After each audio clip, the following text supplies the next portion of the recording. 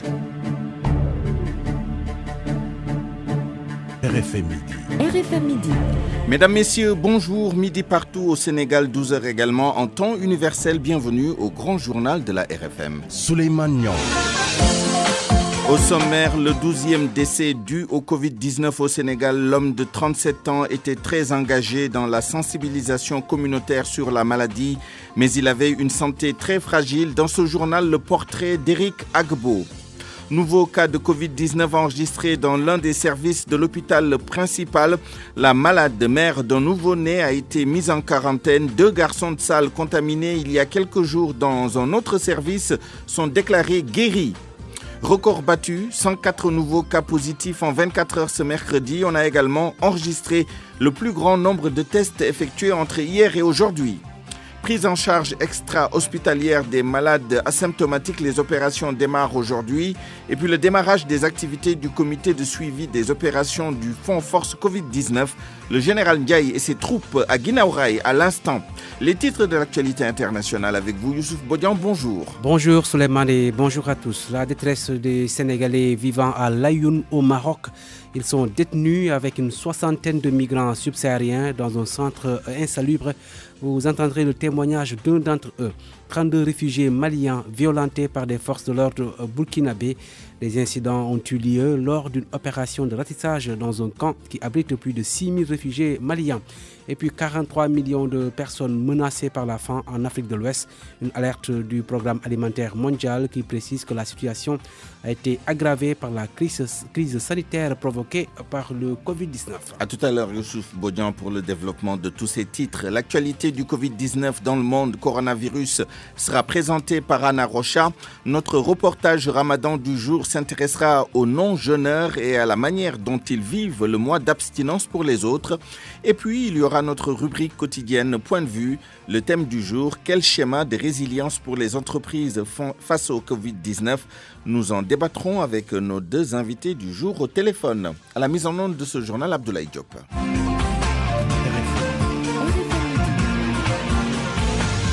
Souleymane Niang. Le SARS-CoV-2, le virus responsable du Covid-19, est très contagieux et des fois mortel. Il peut également être cruel, comme dans le cas du 12e décès dû au Covid-19 enregistré hier à l'hôpital principal.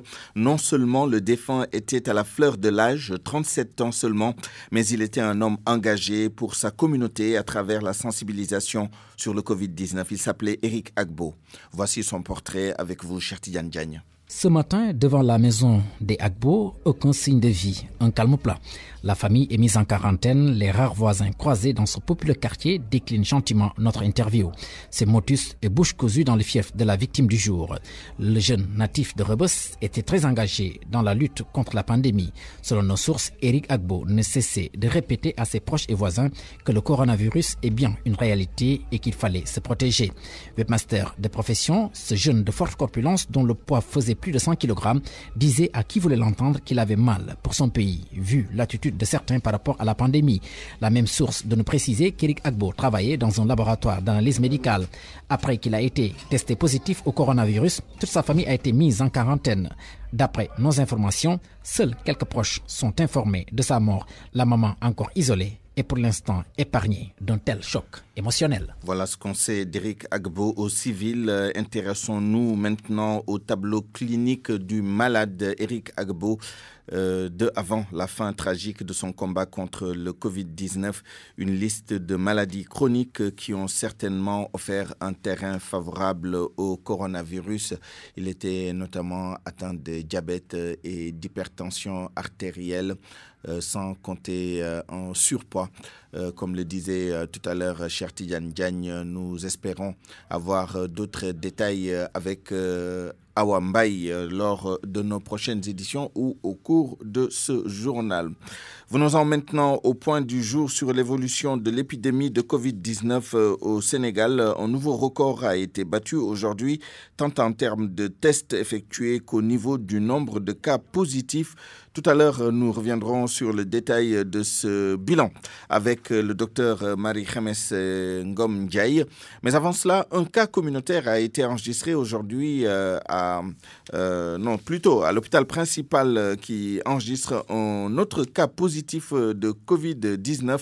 Il s'agit d'une femme qui a accouché à la maternité. Cette patiente a été mise en quarantaine. Pendant ce temps, les 2 garçons de salle contaminés il y a quelques semaines dans un autre service de l'hôpital ont été testés négatifs. Binta Diallo. Une femme en état de grossesse avancée, admise à la maternité de l'hôpital principal de Dakar, a été testée positive au coronavirus. Une semaine après son hospitalisation, elle a présenté des symptômes de difficultés respiratoires aiguës, ce qui a poussé le personnel de santé à effectuer des tests qui sont donc revenus positifs. Du coup, hier, mardi, elle a dû d'abord subir une césarienne et ensuite mise en quarantaine. Le bébé n'a pas encore été testé de source hospitalière. Les contacts également ont été isolés en attendant la période d'incubation. L'hôpital principal de Dakar, faut-il le rappeler, avait, il y a de cela 15 jours, diagnostiqué un autre malade contaminé par un visiteur. À son tour, il avait infecté 2 garçons de salle.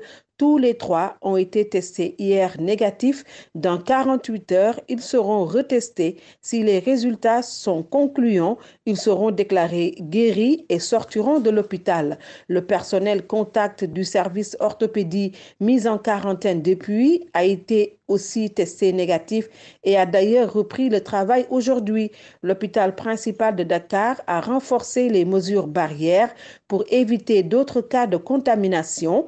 Les visites aux patients toujours suspendues, le personnel et les malades ne pourront plus accéder dans l'enceinte de la structure hospitalière sans masque jusqu'à la fin de la pandémie du Covid-19. Je vous le disais donc tout à l'heure au sujet du tableau clinique du malade Eric Agbo, le 12e décès dû au Covid au Sénégal, ce tableau clinique avant la fin tragique de son combat contre le Covid-19.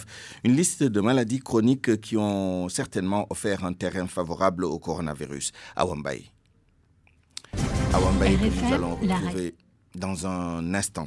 Avant cela, revenons sur ce nouveau record battu aujourd'hui, tant en termes de tests effectués qu'au niveau du nombre de cas positifs. Les détails du bilan du jour avec le docteur Marie-James Ngom Ndiaye qui a fait le briefing du jour ce matin. Ce mercredi 6 mai 2020, le ministère de la Santé et de l'Action sociale a reçu les résultats des examens virologiques ci-après. Sur 1182 tests réalisés, 104 sont revenus positifs, soit un taux de positivité de 8,79%. Les tests positifs sont répartis comme suit.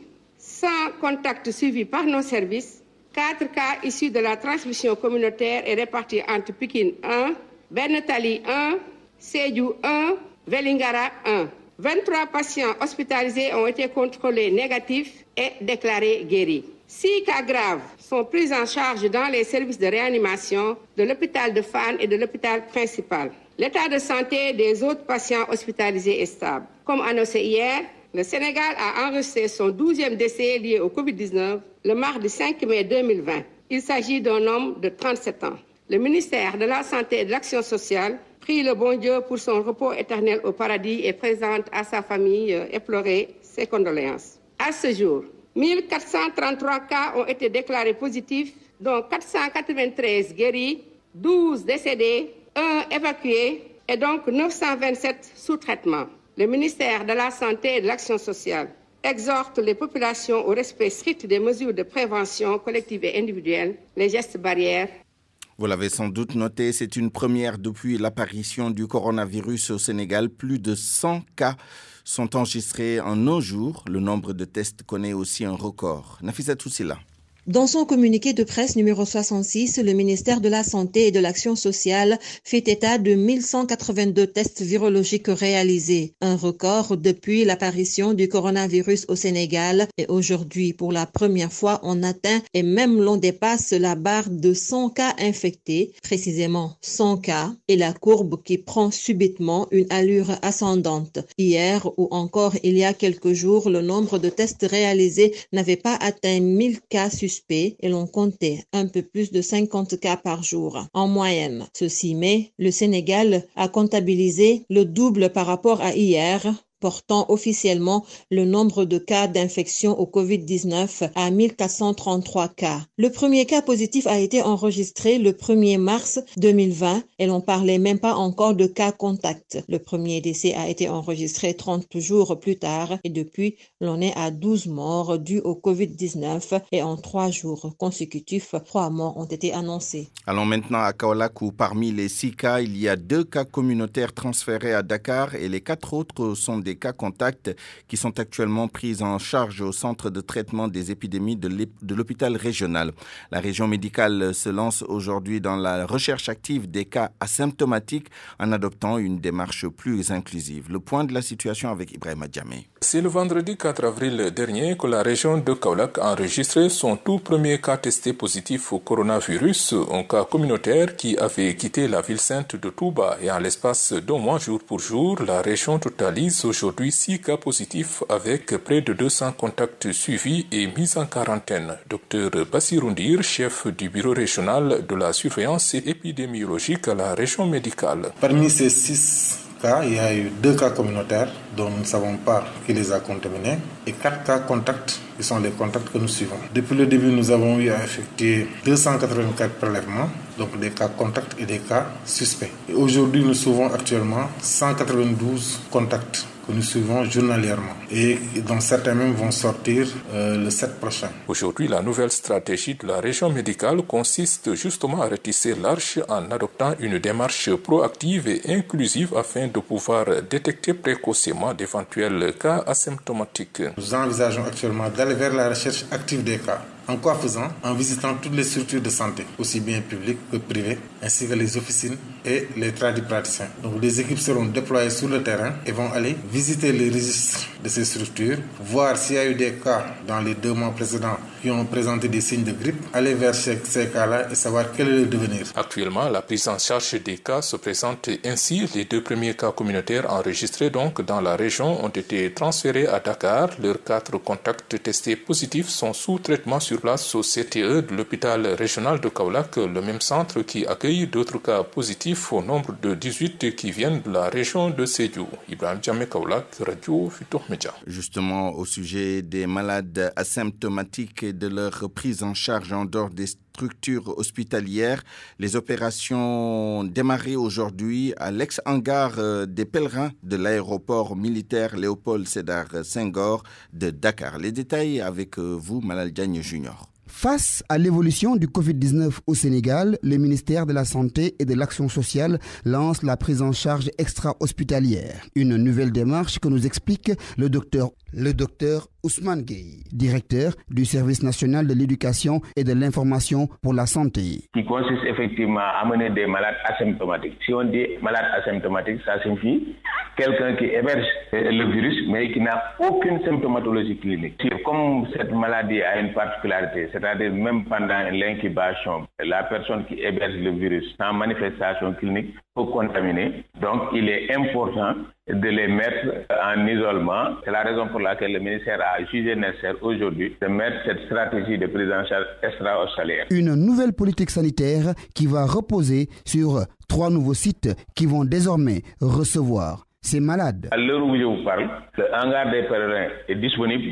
S'il y a des malades aujourd'hui même, on peut les prendre là-bas. Le site de Guéréo aussi est disponible. Aujourd'hui même, s'il y a ces malades asymptomatiques, on peut les prendre à ce niveau. Donc nous sommes prêts aujourd'hui à commencer cette prise en charge extra-hospitalière. Vraiment, les conditions sont réunies. Je dirais même que c'est d'excellentes conditions qui sont là-bas pour vraiment la prise en charge extra-hospitalière. Tenant compte également des vives critiques relatives à la prise en charge des malades dans les hôpitaux, les autorités sanitaires ont mis l'accent sur la qualité de la prise en charge de manière générale dans le but de rendre meilleurs les services proposés aux malades qui y seront internés. RFM, fréquente modulation 94.0, la radio en puissance. Un cas communautaire de Covid-19 a été enregistré aujourd'hui à Vélingara. Ce cas vient s'ajouter à la quarantaine de personnes testées positives dans cette zone face à cette propagation de la maladie. Le préfet de Vélingara a pris des mesures comme l'interdiction de la circulation d'une localité à une autre. Saïd Dia est rejoint par El Haj Ndiogoudjen. Nous avons d'abord pris des dispositions relatives au blocage des frontières avec un renfort de l'armée et de la gendarmerie qui nous a été envoyé par la hiérarchie. Mais également, il faut reconnaître qu'on nous a renforcé également en police des frontières. Et ceci étant, nous avons vu que ça a réglé le problème du trafic, mais il fallait également isoler les communes entre elles. À cette occasion, nous avons pris également un arrêté pour interdire le transport des personnes et des passagers entre les communes, et sauf autorisation de l'autorité administrative, pour également vraiment isoler les communes qui parfois ne sont pas tellement maîtrisées du fait surtout des frontières poreuses au niveau avec les autres États. Mais avec ces dispositions, nous avons vu quand même que la situation est actuellement globalement maîtrisée et c'est sûr que nous verrons des résultats sous peu, Inch'Allah. Toutefois, il y a des urgences et il y a des nécessités qui font que si vous avez besoin d'un déplacement urgent, vous passez auprès de l'autorité administrative qui vous délivre une autorisation et vous pouvez, devant l'urgence, procéder au déplacement qu'il faut. Mais présentement, vous ne pouvez pas vous déplacer entre deux communes différentes sans autorisation. Mais vous pouvez vous mouvoir à l'intérieur d'une même commune, et là où vous résidez, bien sûr. À Thiès, face à la montée des cas asymptomatiques et communautaires, et suite à l'appel du préfet qui exhorte les populations à la vigilance et à l'observation stricte des mesures barrières, des jeunes volontaires sillonnent les quartiers de Thiès pour sensibiliser les populations sur le port du masque, le lavage des mains, enfin, pour stopper la résurgence des cas qui menacent la santé publique. Reportage, Charanta Diop.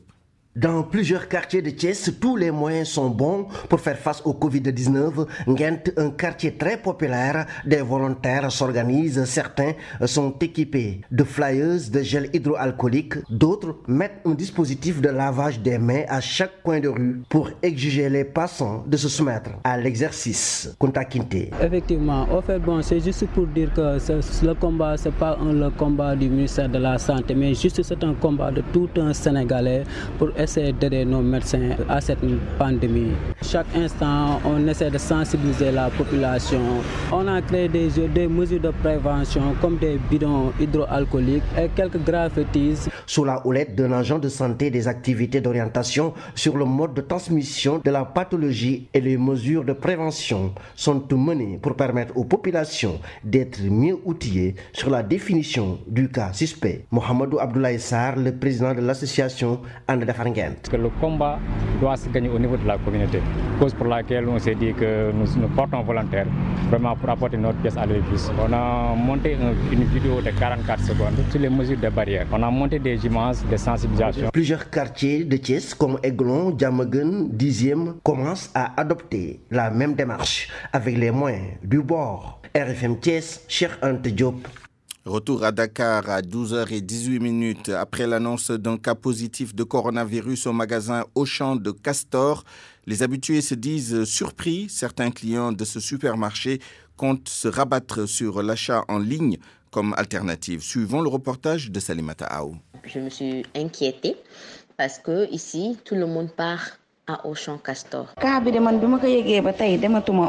Elles ont l'habitude de faire leurs courses dans les grandes surfaces. L'annonce du cas de coronavirus à Auchan Castor, une surprise, selon Ndemberi. Hier, quand j'ai appris qu'il y avait corona à Auchan, donc je me suis dit, mon quartier aussi, il doit avoir des cas parce que presque tout le monde part à Auchan Castor. Tu n'as plus envie d'aller dans des supermarchés parce que tu te dis, même si tu pars là-bas, tu peux attraper le virus. Donc tout est maintenant risqué. Même d'autres supermarchés et autres, c'est devenu risqué parce que vraiment le corona, on ne sait pas quand ça vient, on ne sait pas d'où ça vient, on ne sait pas, ça vient. Même sentiment chez Bintou qui ne s'y attendait pas. Nous sommes vraiment inquiètes par rapport au cas de corona détecté à Auchan Castor. Moi, j'avais l'habitude de faire toutes mes courses dans les grandes surfaces. Là, je suis inquiète, je ne sais même plus quoi faire. L'achat en ligne reste la seule alternative alternative pour ces habitués,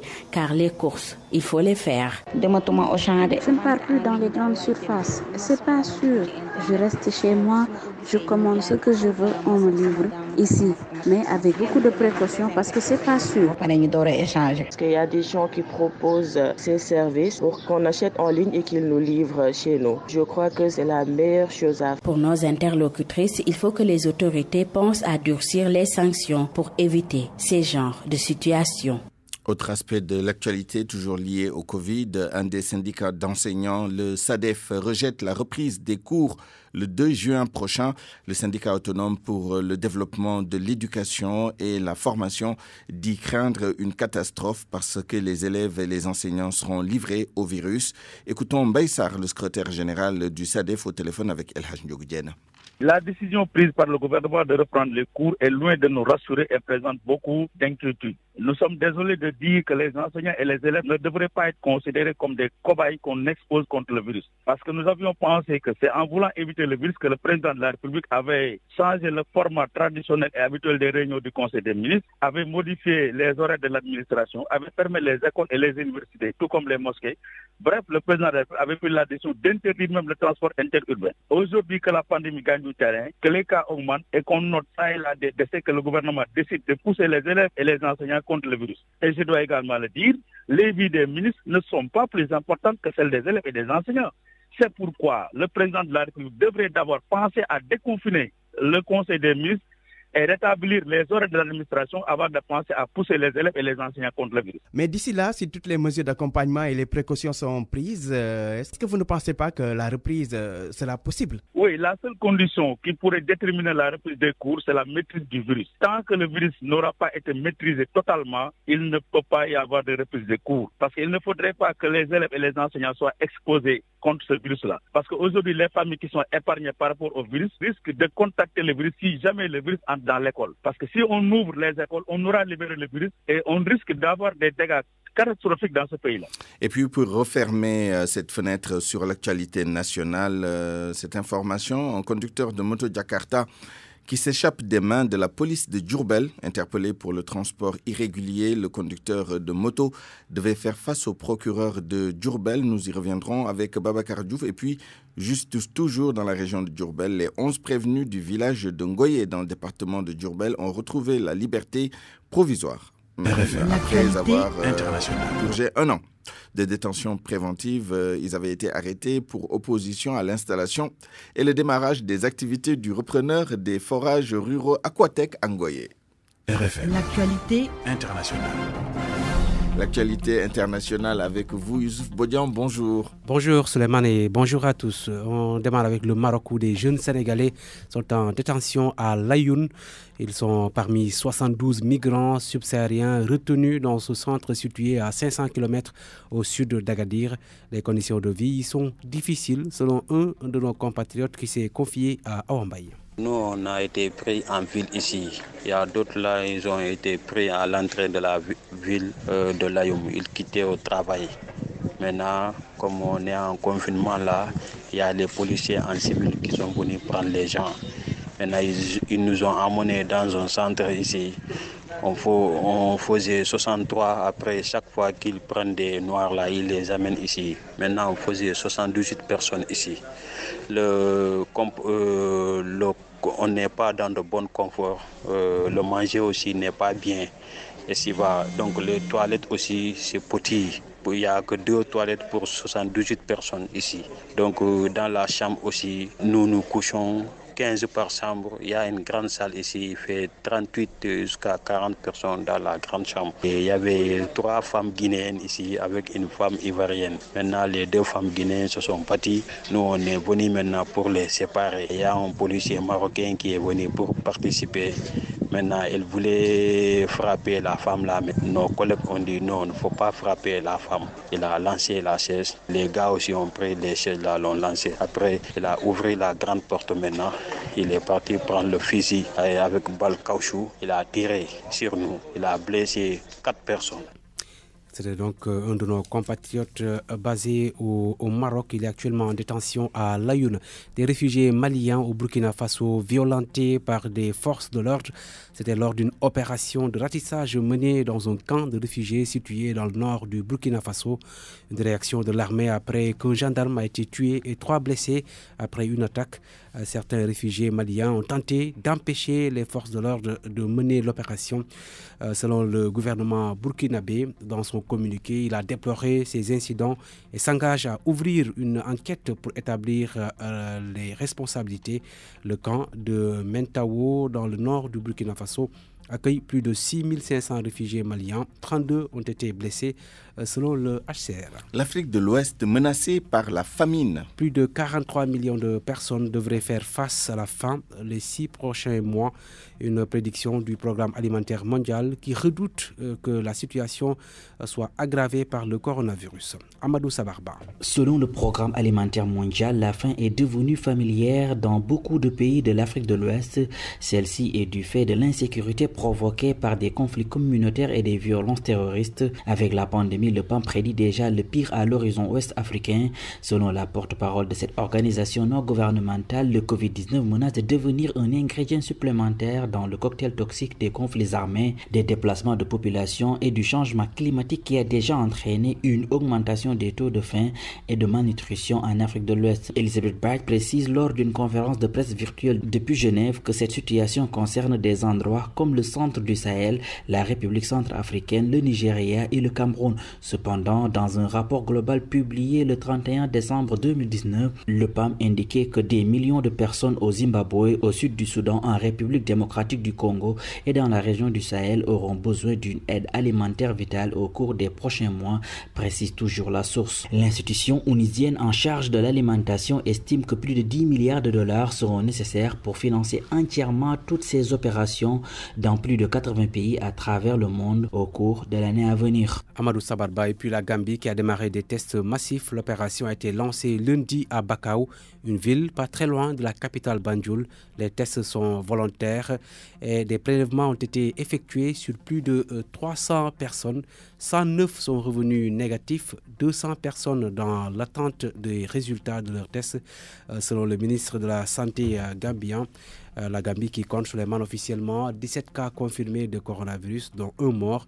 Les informations de notre correspondant Wouri Diallo à Banjul. Merci beaucoup Youssouf Bodian. RFM, l'info c'est ici. L'info c'est ici. À présent, l'actualité du Covid-19 dans le monde. Coronews avec Anna Rocha. Avec 2333 décès supplémentaires en 24 heures, le bilan est reparti à la hausse aux États-Unis. Ces nouveaux décès portent le bilan total de l'épidémie sur le territoire américain à plus de 71 000 morts. Les États-Unis comptent aussi le plus grand nombre de personnes diagnostiquées malades du Covid-19 avec plus d'1 200 000 cas recensés. La Russie est devenue aujourd'hui le 5e pays d'Europe le plus touché par le nouveau coronavirus. Pour le 4e jour d'affilée, plus de 10 000 nouveaux cas ont été enregistrés. Mais avec un bilan de 1537 morts sur 165 929 cas détectés, le taux de mortalité en Russie reste faible par rapport à l'Italie, l'Espagne, la France ou encore la Grande-Bretagne. Avec plus de 30 000 décès, le Royaume-Uni est lui le pays le plus endeuillé d'Europe. Pourtant, le maire de Londres a annoncé ce mercredi plusieurs mesures dans une perspective de déconfinement progressif. Par exemple, les rues londoniennes vont connaître quelques transformations avec des trottoirs élargis pour faciliter la distanciation sociale. Attendu aujourd'hui en Allemagne, de nouvelles mesures de déconfinement également, avec la réouverture de tous les magasins et écoles du pays. Cela suite à un projet d'accord entre le gouvernement et les responsables des régions. Ce même projet d'accord vise la reprise des championnats de football, première et deuxième division au courant de ce mois de mai dans le but de limiter le dommage économique. Le continent africain, lui, continue de résister à l'épidémie. L'Afrique ne compte que 1,2% des cas de Covid-19. Un peu moins de 50 000 cas de contamination pour 1788 morts. Le Sénégal vient d'enregistrer son 12e décès, un homme âgé de 37 ans, la plus jeune victime actuellement au Sénégal. Mais au cœur des débats actuellement, le Covid Organix, le remède malgache. Des pays comme la France émettent des mises en garde quant à l'achat sur Internet de produits à base d'artémisia. Plusieurs États africains, par contre, ont eux décidé de soutenir Madagascar en acceptant de recevoir des lots de Covid Organix, notamment les pays membres de la CEDEAO. RFM, reportage. À présent, notre reportage Ramadan du jour. Tariq Ramadan qui fait un zoom sur les non-jeûneurs qui peinent à trouver de la nourriture à l'heure du déjeuner. Amadou Sabarba. Il vous manque. Ah oui, vraiment. Surtout l'ambiance autour du bol là. L'ambiance autour du bol de 13h manque Jean-Emmanuel Robert Minez. Ce technicien à Dakar Demdiko au dépôt de Wakam se dit obligé de jeûner comme ses collègues musulmans. Ramadan oblige. Depuis 5 heures du matin, c'est en train de fonctionner. Le matin et le soir, c'est du pain la veille. Ah, j'ai obligé de jeûner comme eux, tu vois. Actuellement, à chaque 13 heures, on s'organise donc 500 comme ça. Donc on fait un bol communautaire quoi. Mais actuellement, ce bol est supprimé pour un mois. Le pain du matin exclu, le couvre-feu est passé par là, mais Aminata Eugénie Mendy Biagui a trouvé une alternative pour le petit déjeuner.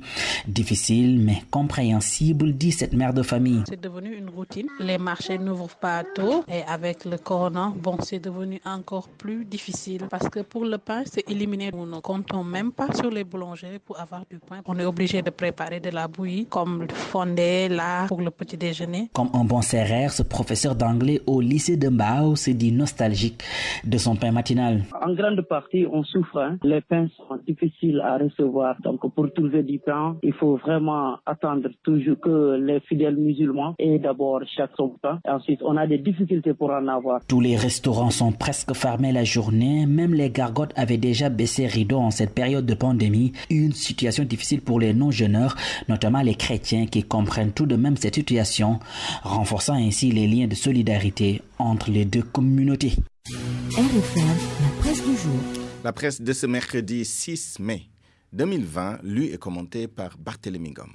Bonjour, on va aller très vite. Cette phrase du professeur Daouda Ndiaye à la une de l'Observateur montre la détermination des autorités à couper la chaîne de transmission du virus pour vaincre le Covid-19. Le Sénégal, selon toujours le coordonnateur scientifique du protocole d'essai clinique sur le Covid Organix, va faire un essai clinique de l'artémisia. D'ailleurs, le protocole sera remis au ministère de la Santé ce mercredi, précise encore le professeur Daouda Ndiaye, selon qui on ne doit plus perdre du temps parce que la maladie à coronavirus évolue et de façon extrêmement rapide. Dakar se penche donc sur le Covid Organix. Embrée encore Libération. Le journal informe que les doses reçues lundi ont été transmises à la direction de la pharmacie et du médicament pour des études. Les autorités sanitaires veulent donc en savoir plus sur ce remède malgache. En attendant d'avoir les résultats, le Covid-19 continue sa progression. Les cas augmentent et la maladie n'épargne personne. Sur ce, l'As quotidien nous apprend que le personnel de santé est frappé de plein fouet. Le médecin-chef de Médina Gounass a été infecté, sa famille mise en quarantaine. 3 employés de l'hôpital Ndamatou ont chopé également le virus et à Hambourg, 22 agents de santé ont été confinés. À Médina Gounass, justement, le rythme de propagation du virus inquiète les confrères. 34 cas positifs en seulement 72 heures. 144 personnes confinées, écrit le quotidien qui décrit la situation comme une tempête dans la cité religieuse. Le personnel de santé essaie de contenir la maladie comme il peut, mais mon confrère précise que le centre de santé de la localité n'a pas été fermé contrairement à ce qui a été dit. Mais alors, question, comment Médina Gounass en est arrivé là? Le quotidien perce le mystère et informe que la cité religieuse n'avait pas daigné renoncer à l'office de la prière du vendredi en commun et même aux 5 autres prières quotidiennes. Des rassemblements qui auraient favorisé la propagation fulgurante du virus dans la cité religieuse. Conclusion du témoin, Médina Gounass, un cas communautaire. Prière collective, non-fermeture des mosquées, rassemblement dans les rues, entre autres. L'état d'urgence violé et outragé à Médina Gounass, note mon confrère. Le journal signale d'ailleurs que pour faire appliquer les décisions des autorités, des escadrons de la gendarmerie ont été prépositionnés à Tambacounda. Vox Populi, de son côté, se penche sur le pic du Covid-19 au Sénégal. 800 à 1000 cas attendus dans les 10 prochains jours, ce qui, selon les prévisions du Centre des opérations d'urgence sanitaire, fera un cumul approximatif de l'ordre de 2000 cas vers la fin du mois. La responsable de l'unité de prise en charge du Covid-19 à l'hôpital d'Al Diam, le professeur Marie-Louise, déclare que désormais chacun de nous doit considérer qu'il est un cas contact. Le contact entre certains parents et leurs enfants, c'est devenu permanent. Tel est télétravail est passé par là. Enquête fait ainsi le rapprochement entre le télétravail et la vie familiale. Une idée de génie pour les uns, un calvaire pour les autres. L'un dans l'autre, le télétravail, selon mon confrère, a révolutionné les mœurs. C'est une véritable révolution domestique. Une solution miracle pour les femmes, soutient Bator Sek, assistante à l'AJS. François Badian, lui, ingénieur, dit se déplacer tout le temps dans sa maison pour que les enfants ne puissent pas le déranger. Awa Faye, ma consoeur de Sénéweb, trouve ce mode de travail à la fois facile et difficile. Difficile donc parce qu'elle évoque les obligations familiales. Mais malgré tout, même après la pandémie, elle vote pour la continuité du télétravail. Elle estime qu'elle est plus productive quand elle est en mode télétravail. Ce qui est sûr est que beaucoup de sociétés se sont lancées dans cette nouvelle dynamique.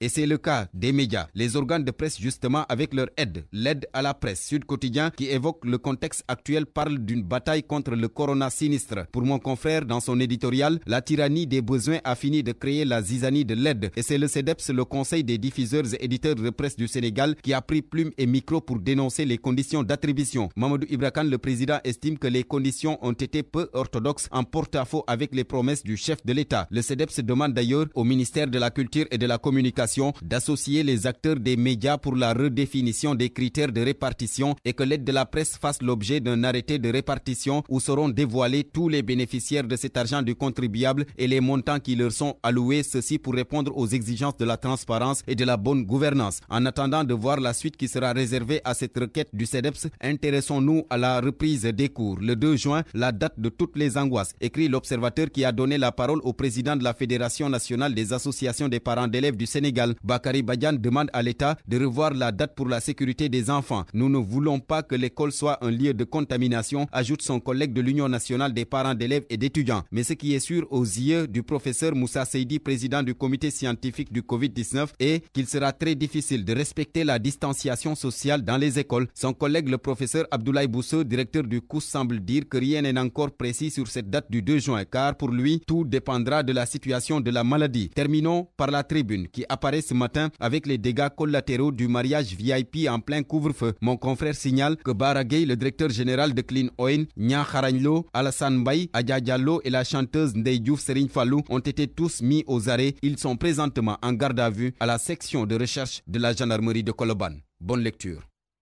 Point de vue. Regard croisé sur l'actualité du jour. À 12h37, bienvenue à Point de vue, le thème du jour. Quel schéma de résilience pour les entreprises face au Covid-19 ? Et c'est la question que nous posons à nos deux invités du jour. J'ai nommé M. Pape Béranger Ngom, président de l'Association des professionnels de l'hôtellerie et de la restauration du Sénégal, membre du Conseil national du tourisme. Monsieur Pape Béranger Ngom, bonjour. Alors, nous sommes également avec M. El Haj Mansour Samb, économiste chercheur que nous allons retrouver. Alors, nous ne sommes pas encore avec lui, nous allons le retrouver dans un instant. Monsieur Pape Béranger Ngom, donc la question du jour, quel schéma de résilience pour les entreprises ? Selon les estimations du ministère du Tourisme et des Transports aériens, les pertes de chiffre d'affaires dans votre secteur, l'hébergement et la restauration, sont respectivement pour la restauration de 56 milliards et pour l'hôtellerie de 40 milliards, soit un peu moins de 100 milliards projetés dans l'une des hypothèses qui ont été retenues, c'est-à-dire que la pandémie durera 3 mois. À l'épreuve, est-ce que ces prévisions sont avérées ou est-ce que la situation est plus grave qu'on ne le prévoyait, d'après vous, d'après vos chiffres dans votre secteur ? Bon, les chiffres, je peux aller là Oui, c'est à vous. Bon, je pense qu'au niveau de la restauration, c'est 56 milliards, oui, en effet. Oui. Et au niveau de l'hébergement, c'est 51 milliards. Ah. Voilà, c'est 51 milliards. Et pour les agences de voyage, c'est 50 milliards. Donc, c'était un total de 157 milliards. Pour l'ensemble du secteur. Voilà, du secteur de l'hôtellerie et de la restauration, naturellement, et les agents de voyage. Est-ce que vous pouvez nous dire très rapidement comment ça se manifeste pour vos entreprises, pour vos unités ? Comment vous vivez justement cet impact pour le secteur le plus touché ? Bon, naturellement, ça va être très, très difficile parce que qui parle du tourisme parle d'aller à la découverte de l'autre. Dès lors que les aéroports sont fermés, donc il n'y a pas de tourisme. normalement, oui, naturellement, ça fait un impact. Mais qu'est-ce que ça veut dire? Ça veut dire que vous fermez vos hôtels, vous fermez vos restaurants, il n'y a pas d'activité? Oui, on ferme les hôtels, on ferme les restaurants, il n'y a pas d'activité. C'est pour ça que l'État a mis en place un mécanisme de financement de 200 milliards comme fonds de bonification à la BNDE. Il a également mis 15 milliards pour le crédit hôtelier pour permettre aux entreprises de survivre et de préserver l'emploi. Nous allons parler de l'effectivité de ces mécanismes. Est-ce que c'est vraiment opérationnel? Mais avant cela, je voudrais introduire M. Elhaj Mansour Samb, économiste-chercheur. M. Samb, bonjour.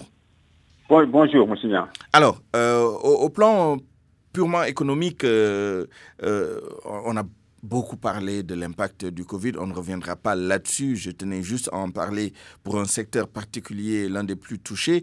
Mais la question que j'ai envie de vous poser, c'est par rapport à la riposte, à la réponse au programme de résilience économique et sociale qui est proposé. Quelle est votre appréciation des propositions de mécanismes qui ont été mis en place et qui se montent à 1000 milliards de francs CFA? Est-ce que c'est cohérent? Est-ce que tout a été pris en compte? Est-ce que ça doit être dynamique ou juste rester en l'état? Il faut savoir que pour les mécanismes de résilience que le Sénégal a mis en place, donc ce sont des mécanismes, parce qu'en ce moment, vous savez que la crise a touché le monde entier. Cette crise, elle est différente des crises qu'il y avait avant. Dans les crises qu'il y avait avant, il y avait ce qu'on appelle des perdants et des gagnants. Cette crise, ça frappe, par exemple, tel pays. Dans le monde, il y a d'autres pays qui ne sont pas touchés et tout. Mais cette crise a touché tout le monde. Donc aujourd'hui, l'économie mondiale est en panne et à l'arrêt. Donc, au Sénégal, on a mis en place un dispositif pour essayer d'aider les entreprises. Aujourd'hui, il faut savoir que au Sénégal, avant qu'il y ait cette crise, il n'y a jamais eu une étude sérieuse des problèmes économiques des entreprises sénégalaises. Comme nous le voyons dans les autres pays où il y a un patronat qui est là, où il y a l'État qui est là, où secteur par secteur, les gens font chaque année la situation du secteur. Ici au Sénégal, on a vu que pendant des années, le patronat sénégalais, pendant des années, a crié derrière l'État. Pendant des années, le patronat sénégalais s'est senti un peu laissé par l'État. Pendant des années, la politique économique de l'État était orientée vers l'extérieur, vers des entreprises qui étaient là et qui rappelaient tous les marchés. Et ça, le secteur privé sénégalais l'a dénoncé pendant des années. Maintenant, malheureusement, aujourd'hui, ils sont frappés par une crise. Et là, l'État doit réagir. Et ça va être un peu difficile pour l'État de réagir. Parce que ce sont des gens qui, avant la crise, étaient vraiment abandonnés. Je vous donne un exemple. En France, exemple, quand vous voyez comment le Sénégal a réagi, c'est là, ils ont vraiment copié le modèle français. En France, ils ont réagi sur 5 dispositifs. Ce sont les 5 dispositifs que le Sénégal a mis en place exactement. J'ai les 5 dispositifs comme ça devant moi, mais je ne vais pas y revenir. Mais ce que je veux dire seulement, c'est que ce qui se passe en France n'est pas ce qui se passe au Sénégal. Les entreprises sénégalaises, la plupart des entreprises, ils sont vraiment dans un état moribond. Ici, les gens s'abattent, ils font du quotidien, quoi.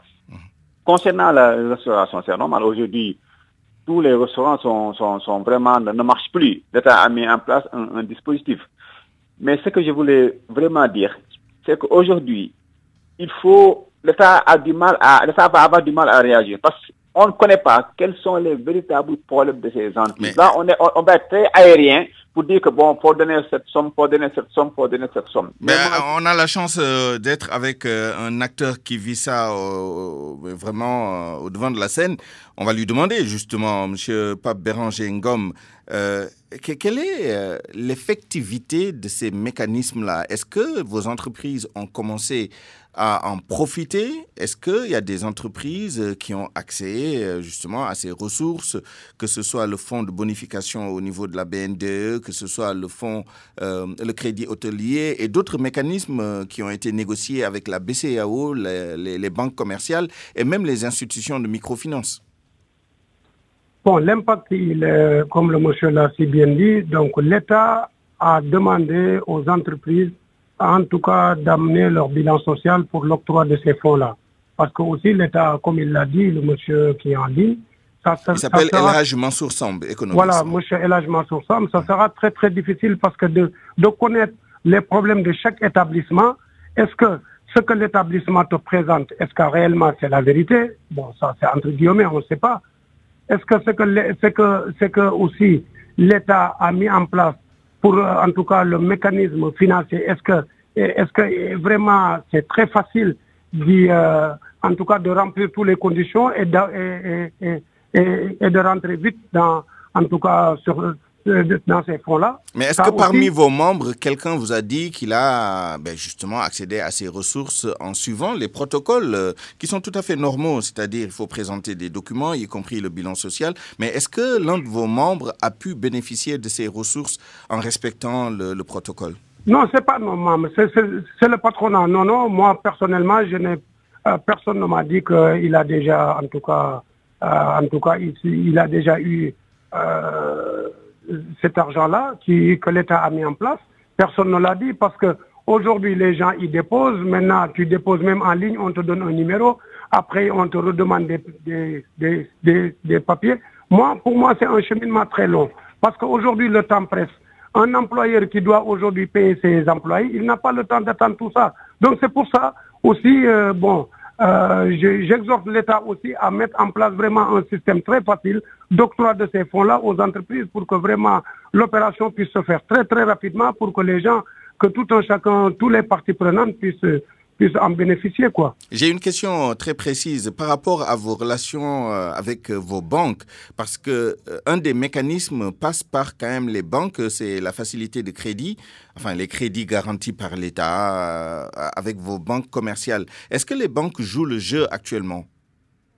Apparemment, tous les banques ne jouent pas le jeu, parce que j'ai eu un copain ou deux qui m'ont dit, bon, je ne veux pas non plus nommément citer la banque, mais vraiment, il a fait sa lettre, il est parti, mais néanmoins, la banque lui a coupé. Et la banque lui a dit, écoute, on ne parle pas du mois, je crois qu'on est sur le mois, sur le mois de mai. Avril, là, oui. Oui. Il lui a dit, non, ça sera mai et juin, par exemple. Et ça, c'était pas normal. Pourtant, la lettre était déjà partie et que les banques étaient normalement disposées de respecter cela. Mais non, toutes les banques ne le respectent pas, malheureusement. Alors, El Hadj Mansour Samb, comment faire pour que les mécanismes marchent bien dans un mouvement d'ensemble qui implique la Banque centrale, les banques commerciales, les institutions de microfinance, mais aussi les entreprises et tout type d'entreprises, y compris les entreprises qui ne sont pas forcément à jour de leurs obligations de déclaration, notamment de dépôt des bilans au niveau des centrales et tout ça? En Europe, le mécanisme se base sur la Banque centrale européenne, déposée sur la Réserve fédérale. C'est la Banque centrale qui déclenche, qui rachète les actifs des entités, qui rachète les dettes des entités.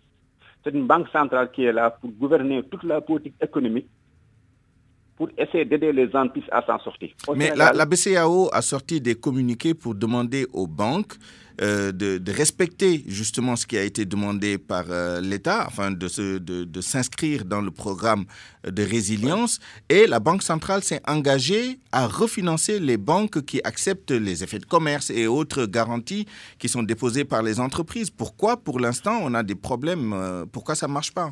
Au Sénégal, on a une réalité bancaire. C'est-à-dire que la relation que les banques américaines et françaises ont avec les banques commerciales est différente de la relation que la BCEAO a avec nos banques. Aujourd'hui, tout le monde sait que la BCEAO ne peut pas refinancer l'économie. C'est uniquement à cause de son organisation. Ça, je ne vais pas y revenir. Mais ce qu'il faut savoir, c'est qu'au Sénégal, la réalité, c'est que les banques ne participent qu'à 25% au financement de l'économie. Au Sénégal, les banques, c'est un grand problème. Les entreprises n'ont pas accès au financement dans les banques. Pourquoi? Parce que le dispositif des banques est vraiment très compliqué. Aujourd'hui, le système se base sur les banques. Donc, on dit aux entreprises, déposez vos dossiers dans les banques. Dans un pays où les banques, où presque 70% des dossiers étaient rejetés, où on disait aux entreprises, parce que les entreprises n'avaient pas assez de moyens, surtout au niveau de la visibilité financière pour pouvoir accéder à des crédits, on remet en place ce même système pour les aider à se sortir du Covid-19. Ça va poser énormément de problèmes. Aujourd'hui, c'est la paperasse administrative qu'il faut déposer, il faut faire tout ça. Alors qu'énormément d'entreprises ont des problèmes et ces entreprises n'ont jamais eu accès à des crédits bancaires. On veut revenir leur dire qu'il faut passer par la banque. Ça va poser problème, M. Nian. Très bien, c'est bien. C'est bien noté, c'est bien noté. Merci beaucoup El Hadj Mansour Samb, économiste chercheur. Le dernier tour de parole à vous, Pape Béranger Ngom. La question qui fâche, est-ce qu'au sein de nos entreprises, évidemment pour certaines c'est le cas, mais est-ce que en règle générale, dans nos entreprises, nous avons les compétences nécessaires pour faire face à ce genre de situation. Des gens compétents pour vraiment monter des dossiers, aller les défendre devant les banques, devant l'État, devant le Trésor public, pour lever des ressources, mais de façon professionnelle et pas seulement en comptant sur les libéralités ou la générosité de la puissance publique. Bon, je pense que l'État quand même a mis en place un système qui leur permet de remplir ce document-là et de le ramener, je crois. En tout cas, ce qui concerne le ministère du Travail, quand tu rentres dans leur site Internet, tout le questionnement, il est dans le site. Il suffit juste de le remplir et d'amener, je crois, les factures d'électricité, d'eau, la charge salariale, etc., etc. Je crois que c'est ça qu'il faut mettre en place. C'est un document qu'il faut carrément amener au niveau des banques et que la banque, naturellement, il doit agir. Maintenant, la question que je me pose, c'est que je ne sais pas le gain de temps. Dans combien de temps la banque agit? Est-ce qu'il agit du tic au tac ou bien il y a énormément de dossiers qui sont là-bas, il faut trier. Il y a des diligences nécessaires qui nécessitent un peu de temps quand même. Ouais. Tout à fait. Donc ça quand même, c'est à l'État d'être explicite, c'est à l'État d'être très très clair. Et pour vraiment, si l'État il veut accompagner ces entreprises-là, il faut que l'État facilite le mécanisme pour que les gens puissent en tout cas rentrer dans leur force, comme ce que je vous ai dit tout à l'heure. Mais dès lors qu'on rend la chose très très difficile, vu la situation actuelle et que les gens aujourd'hui ils sont en panne. Ils ont des charges, absolument. Ils ont des charges, ils ont en panne d'entreprise, ils ont en panne d'argent, le pays va mal, le monde entier va mal. Donc je pense que c'est à l'État vraiment de venir vraiment en aide à ces populations et de mettre en place un mécanisme très très facile d'octroi de ces fonds-là. Il n'y a pas besoin de remplir tout un lot de paperasse pour ça, quoi. Nous avons bien compris. Merci à tous les deux d'avoir pris part à ce point de vue. À 12h51, c'est la fin de cette édition du Grand Journal. Je vous remercie de l'avoir suivi. Un grand merci à toute l'équipe qui a contribué à la réalisation de ce journal magazine. À 13h, retrouvez Mamadou Mohamed Ndiaye pour la grande édition de la mi-journée en Wolof. Tout de suite, Allo Présidence. Passez une excellente journée. Prenez soin de vous et n'oubliez pas de respecter les mesures barrières contre le Covid-19. Au revoir.